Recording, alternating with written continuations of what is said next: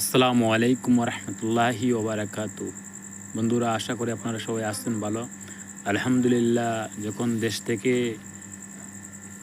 হজরত শাহজালাল আন্তর্জাতিক এয়ারপোর্ট বিমানবন্দরে যখন বিমানের দিকে ঢুকতেছি, তখন মনে অনেক খারাপ লাগছে। কিন্তু শত শত ব্যথা নিয়েও কিছু করার নেই, দেশ ছাড়তে হলো সবার দিকে চাইয়া।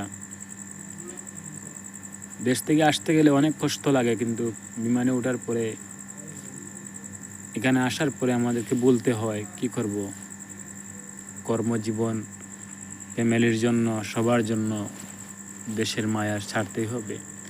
এটা অনেক কষ্টজনক বিষয়, অনেক কষ্টের কারণ হয়, কিন্তু কিছু করার নাই, দেশ ছাড়তে হয় সবার জন্য, সুখের জন্য।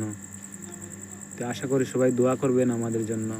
আর একটু ভিডিও করছিলাম, সবাইকে দেখালাম, দোয়া করবেন। দেশে থাকতে সবার ইচ্ছা করে মা বাবার সাথে, ভাই বোনের সাথে সবারই সময় কাটাতে ভালো লাগে, কিন্তু যখন একা একা কাটাই প্রবাসীর জীবনে, তখন আর ভালো লাগে না, কি করব।